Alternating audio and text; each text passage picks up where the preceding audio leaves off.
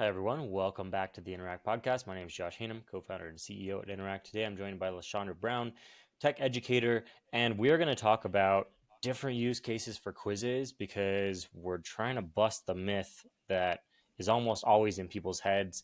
I don't know which one is in your head, but it's probably not exactly right because the way that people actually use quizzes is not what people think they're for. And so I'm super curious to just pick your brain on this, LaShonda. Thank you for being here. Yeah, thanks for having me. It's fun to talk about tech with a fellow tech expert. So this will be fun. I agree. I agree. So kick us off with any use case that pops into your mind that you've experienced or worked with of a quiz, and let's go from there because I'm so curious to hear the different stories that you have. Yeah, so I think a common misconception is that quizzes are boring, right? Because when you're in school and you're being asked to take a quiz, that's usually not something you're looking forward to or going out of your way to do. But what's really exciting about quizzes, now is that they are a way for you to provide more personalized support to your potential customers or even your existing customers. And so I think what's really cool about it is that in essence, you're kind of co-creating with your community. You're saying, hey, I've got a bunch of information that I would love to land in your inbox or just in front of you. Help me help you by answering, these basic questions. And then I can connect you with what's going to best serve you. And so I think it's a really cool approach to lead magnets in general, because in the past it's been, oh, you create something you think will be useful, you try to draw traffic to it, and then you kind of give everyone a one size fits all because you don't know much about them. And so what I'm seeing a lot of people do is to say, okay, I have multiple offers in my offer suite. Having a diversified income is really helpful for my business, but I need to know more about the person before I compare them with the right offer. So I'm seeing a lot of people use a quiz as that frontline piece of content to say, hey, now that you know who I am, in general, what I offer, tell me a little bit more about you and I'll pair you with the best product or service that's going to meet your needs. So for product based people, it might be something as simple as, tell me what your skincare problems are and I'll pair you with, the best moisturizer or the best sunscreen or what have you. But then if you're a service provider, it might be, you're having some issues in your business. Let me pair you with the best consulting package or the best coaching offer that's going to help you accomplish your goals. So it's been cool to watch how people are utilizing it as a way to sell, not just grow their list. That's such a good. I'm just like listening, and I'm like, gosh, that's very well put because it's just putting to words what we've been seeing, where it's a matcher to a product or to a service or to a solution based on what the client actually needs. And I don't have like I've been struggling to actually put this into words, so I'm curious if you have a furtherance of that, or how you talk about it with clients, or how they talk about it, because it it's it's still a quiz, and that's like probably the best word still for it, but it's actually doing something that's much more serious in terms of the business of like helping to it's not exactly onboarding because it's kind of prior to customer acquisition, like they're not paying you yet, but it's similar to onboarding where it's like, let me get you to the right solution. I'm curious how people talk about it, or how you talk about it with people when you're discussing this, because it's so different from like doing a BuzzFeed style quiz, for example. Right. Yeah. So I think, for people who are more consumers, like you said, they're used to like the quizzes that are, oh, what Disney princess are you? Or what character from Harry Potter would you be in real life? And so I think there are quizzes that are fun that just simply, take up your time and provide you with an experience in and of themselves. But I think what we're kind of referring to is allowing people to customize their customer experience. So it could be, like a pre-meeting questionnaire, or it could be, before we partner, before we work together, take this quiz. So I think onboarding, it would be a part of onboarding, but I think it's all about, we want to provide you with the most custom experience we can with our product, with our service. And so in order to do that, we just need to know a little bit more about you. And so, even referring to it as like a before we work together survey or something to that effect might be a better way to describe it, because, while you can provide people with information that they just consume and kind of walk away with that, I would imagine the goal is not just to provide information, but to also validate that you know what you're talking about. And that if they could get that information for free, what would it be like to work with you?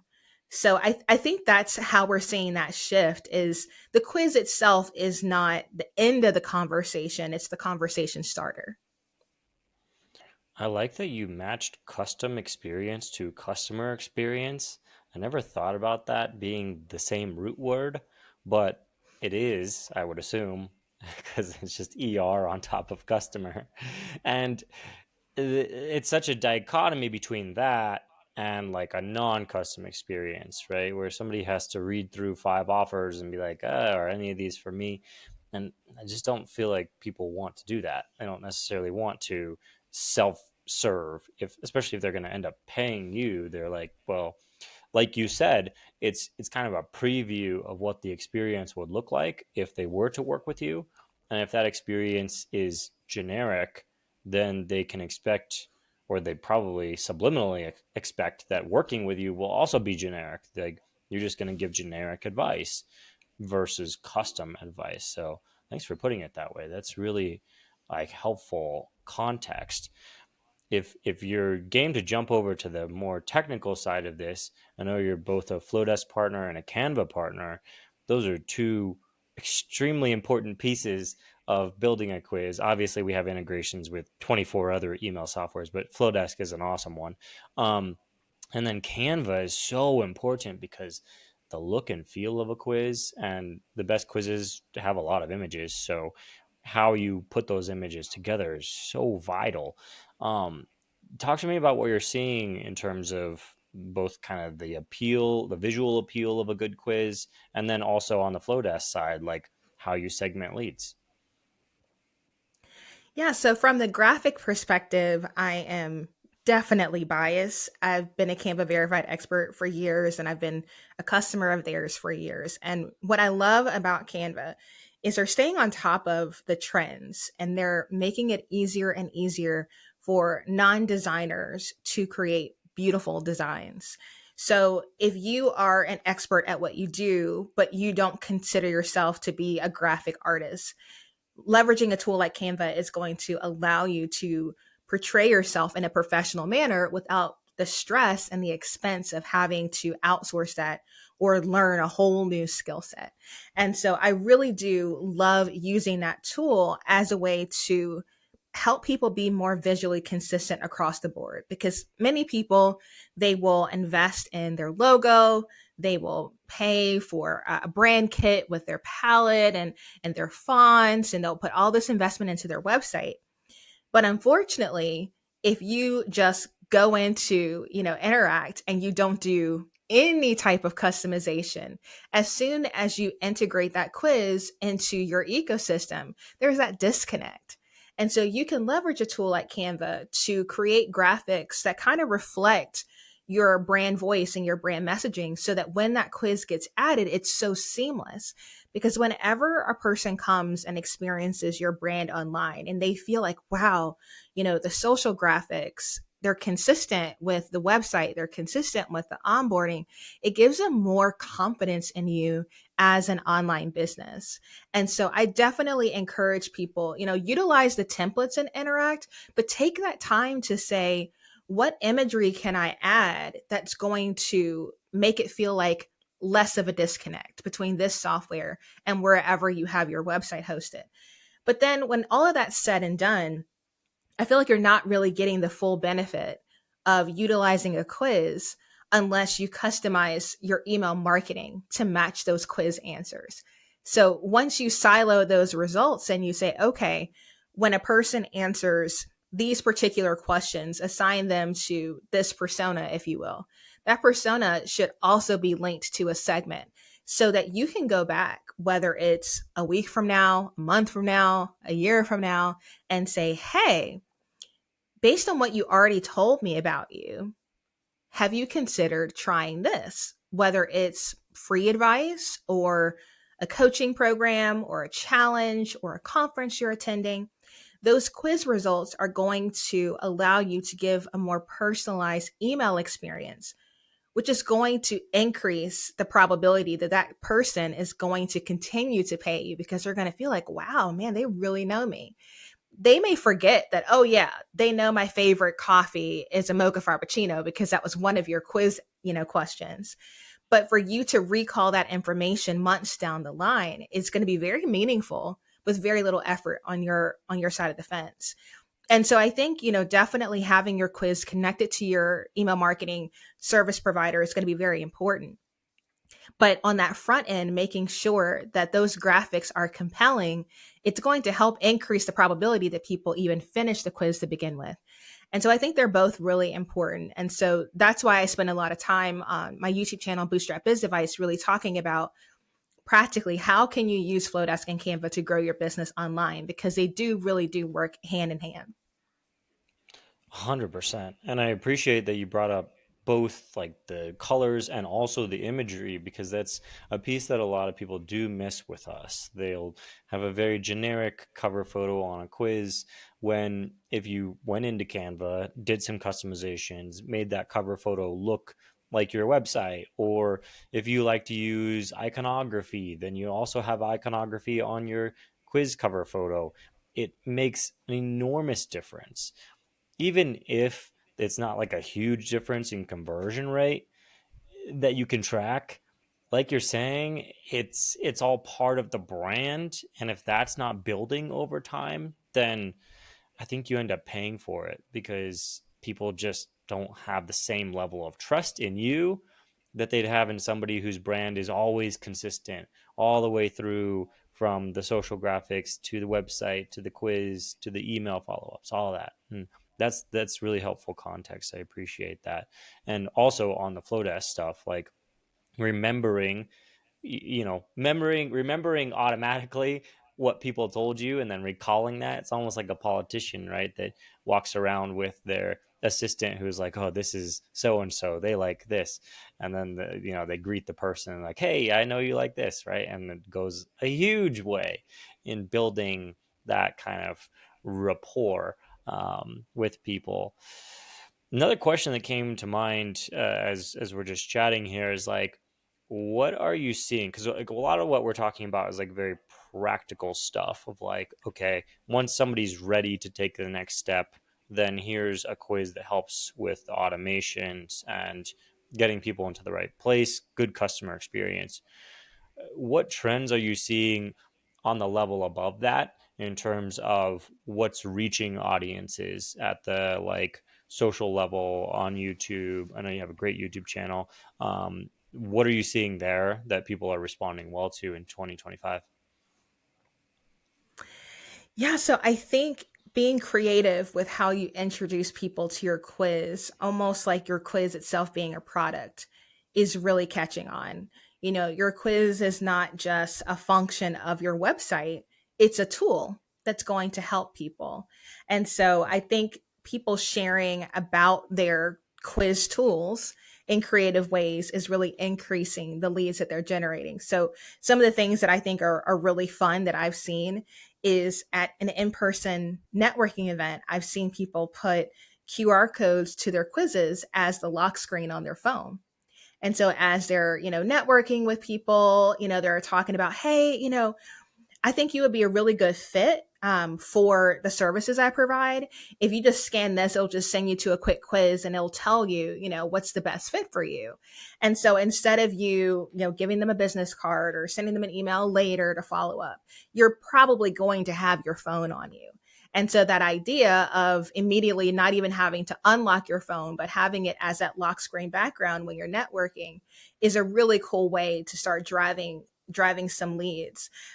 Some other fun techniques I've seen is actually as an icebreaker at the beginning of a keynote, where you actually get people to engage with your quiz. And I've done that as a way to find out who's going to be the giveaway winner. So at the beginning of a keynote, I'll have people scan the QR code or DM me a particular keyword.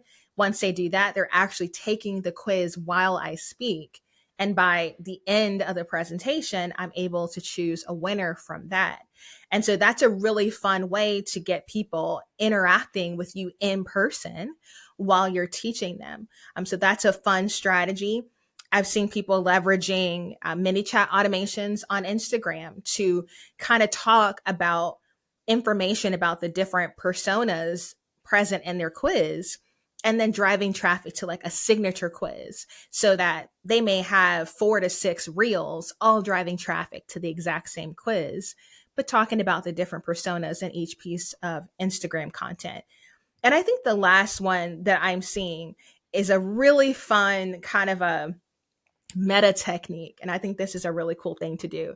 Even if you're not someone who's known for tutorials, I've actually seen people creating almost like a behind the brand video of them building their quiz and talking about, why those particular questions were super important, and really showing them how much attention to detail went into creating the actual quiz itself.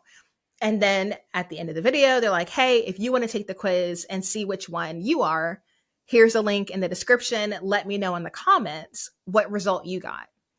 And so it's a really fun idea to actually show them the process of actually building the quiz, to drive traffic to an affiliate link if they have it, but also to get them excited simply by seeing how you're using that tool in your business to actually go and take the quiz after they watch the tutorial. So those are just some really clever things I'm seeing that are really fun, and a way to kind of break and disrupt the typical format for how you promote go to my website and take this quiz.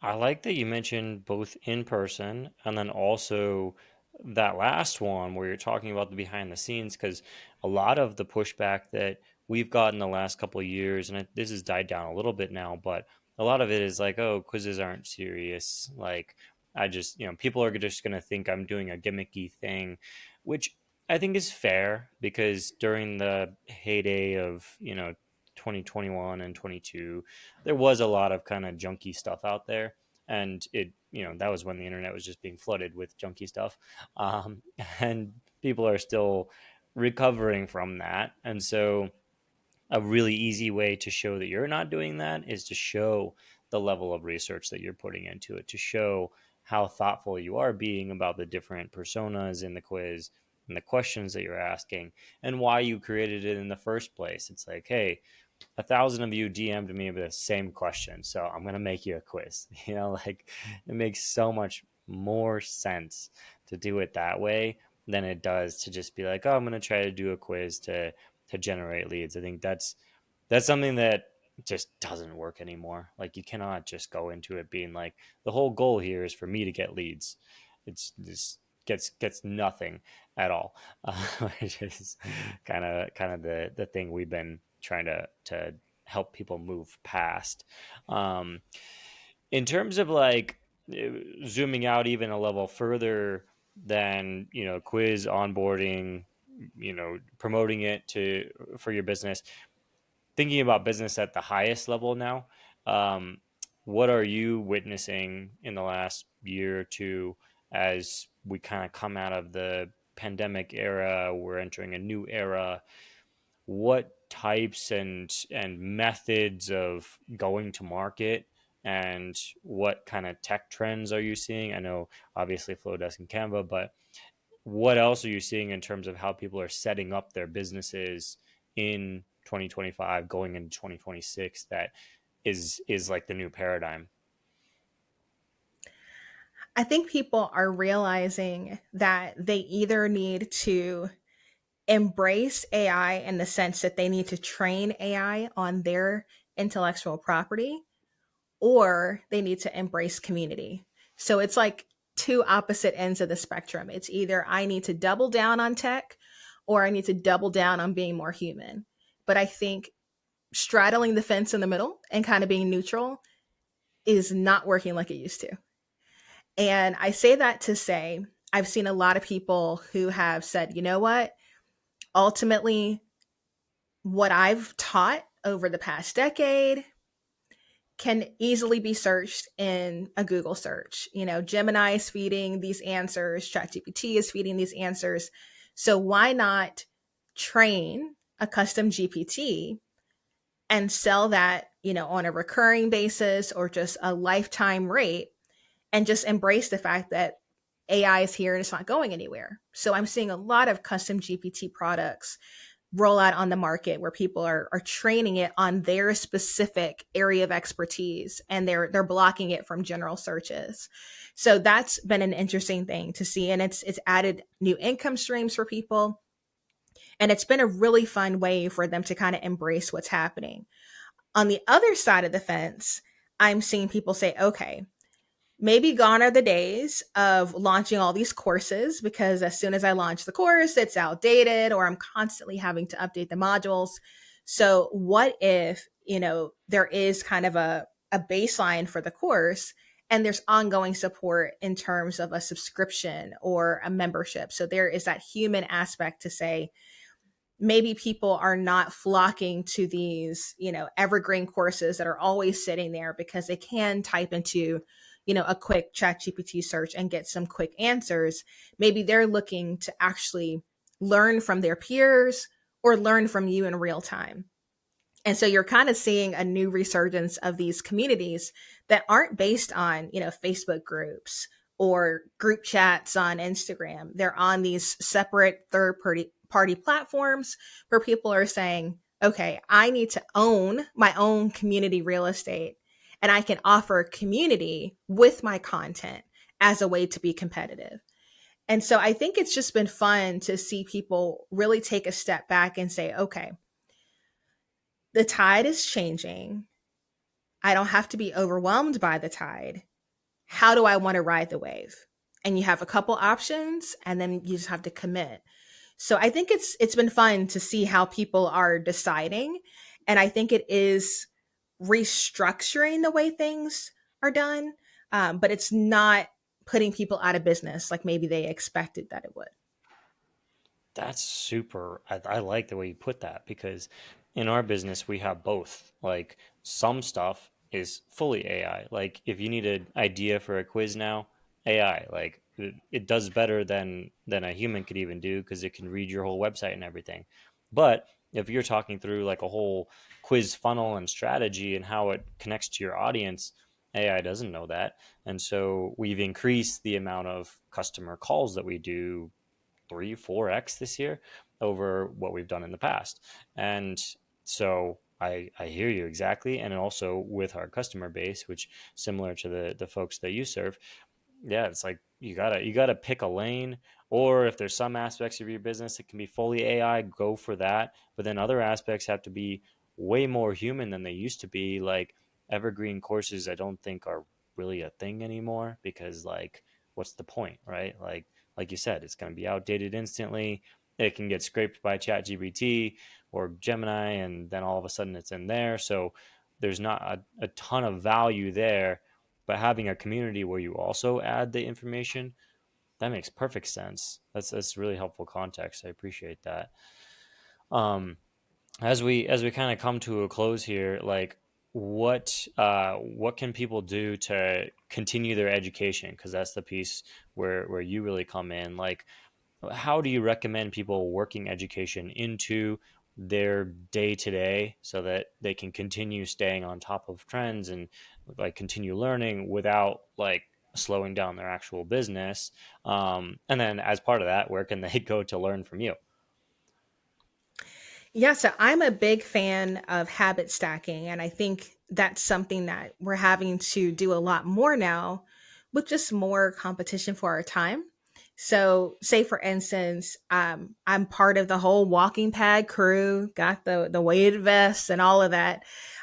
But what I'll do is to say, okay, Well, in the morning when I'm, doing my 2 to 3 miles in the morning, why not use that as my continued education time? I'm stuck on this walking pad, got to get my steps in. So why not use that as an opportunity to say, okay, I'm subscribed to these YouTube channels that kind of keep me in the know as to what's changing, what's new, what's trending. So I'll subscribe to those. I'll go to my subscriptions on YouTube and I'll consume that content while I'm on the walking pad. And so that way I kind of have that continued education time built in. So it's not taking me away from other commitments on my time. I think that podcasts and YouTube channels are really the top two places to go now, just because everything changes so fast that it's important for you to kind of figure out who are those educators that you really resonate with and just stay locked into what they're doing versus being overwhelmed by all the options on the internet or what's happening in the news and feeling like, every week you've got to change your business model or your business plan. So I think that's been a really fun strategy for me to say, okay, what are those things that I'm already doing? How can can I do my laundry while I'm listening to a podcast? Can I get my steps in while I'm watching a YouTube video? And so just incorporating it into your typical rhythms and routines so that you're just constantly feeding yourself with new ideas so you're not getting stagnant or overwhelmed is really good. So I have people that I subscribe to that I follow. I encourage you guys to follow me. My platform is called Bootstrap Biz Advice, and I create a lot of YouTube content, whether it's pre-recorded tutorials or live conversations with other experts in the online business industry to really help give you a well-rounded education. And then I also have a membership where I meet with my members and we do workshops and coaching calls, and we have an app as well. And so there's really just an opportunity for you to continue learning, but also do it in a fun way. Because if it's overwhelming, then you're just not going to do it. So if you can find some people that make you laugh, that make you smile, or make you not feel so overwhelmed, then those are the people that you need to stay connected with. I think that's great advice. And at least my perspective is that your content is very good at making people not feel overwhelmed. You always lay things out in a way where it's just simple. It's like this. Here's how to get to your goal. So I appreciate that about the content that you have. So I highly recommend checking out the YouTube channel and learning from LaShonda. It's just like really good content. So thank you for being here. I appreciate this. I think this is super helpful for our audience. So much appreciated. No problem. Thanks again for having me, and I hope this helps.